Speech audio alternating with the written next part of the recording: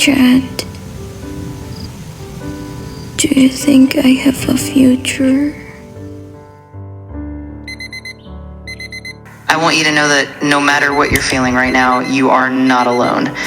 Every single person has moments of doubt and fear, but those moments don't define you. They're just part of the process, part of what makes you stronger and more resilient. Even in your darkest moments, there's a spark inside you that's capable of incredible things.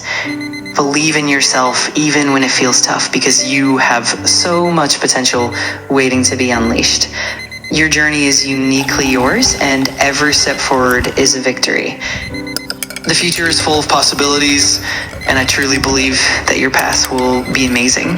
Just keep going and know that I'm rooting for you every step of the way.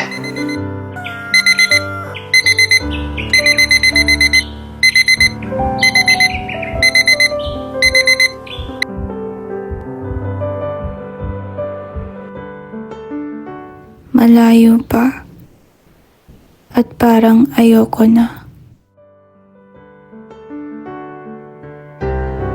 Mga salitang paulit-ulit mong maririnig sa isang estudyanteng pagod na. Pagod na, hindi dahil sa pag-aaral, kundi pagod na dahil sa bigat ng pangarap. Hindi lang naman ito pangarap para sa sarili. Pangarap din ito ng mga taong umaasa na ikaw na lamang ang kanilang pag-asa. Lagi kong tanong, bakit nga ba magpapatuloy pa kung pagod na?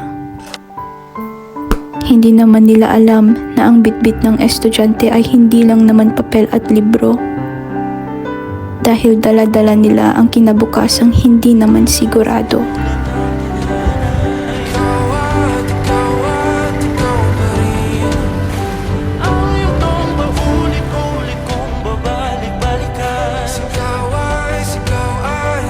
Mahirap mangarap sa mundong malawak.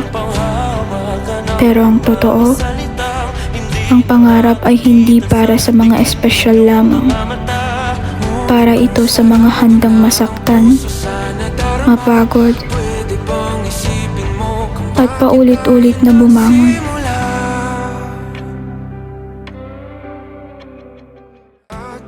Iba't ibang tahak, iba't ibang destinasyon, ngunit iisang patutunguhan. Magkakaiba man ang kwento, iisa ang hangarin, ang maiahon ang sarili, ang maibigay ang pangarap sa pamilya, ang marating ang kinabukasang matagal nang ipinaglalaban.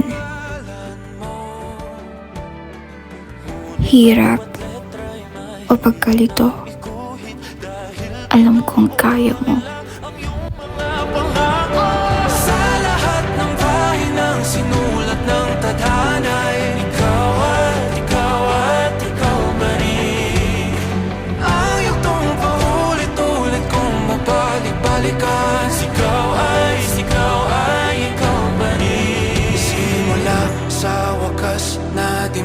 Tuklasan, babalik kung saan di na nagtagpuan ng mga matang nagkatanaw sa umpisa ng yugtong di na sana naisulat pa. Simula sa wakas na di matuklasan, babalik kung saan di na nagtagpuan ng mga matang nagkatanaw sa umpisa ng yugtong sana naisulat pa. Sa lahat ng pahinaw sinulat ng tadhana, ikaw at ikaw pa rin. Ayaw kong paulit-ulit kung babalik-balikan. Sigaw ay ikaw pa rin. Patuloy kong panghahawakan ng iyong mga salita. Di na nakikita sa tingin ng iyong mga mata. Ngunit kung sarado na ang puso sa nadarama, pwede bang isipin mo kung bakit tayo nagsimula? Na di matuklasan, babalik. Ikaw pa rin. Sabi nila, mahirap daw ang mangarap. Pero sigurado ako na ang panibagong bersyon ng sarili ko ay naghihintay. Dahil alam niyang mas maganda ito kapag nandun ako mismo. Ikaw at ikaw pa rin ang mga matang nakatanaw sa umpisa ng yugto. Sigawan, sigawan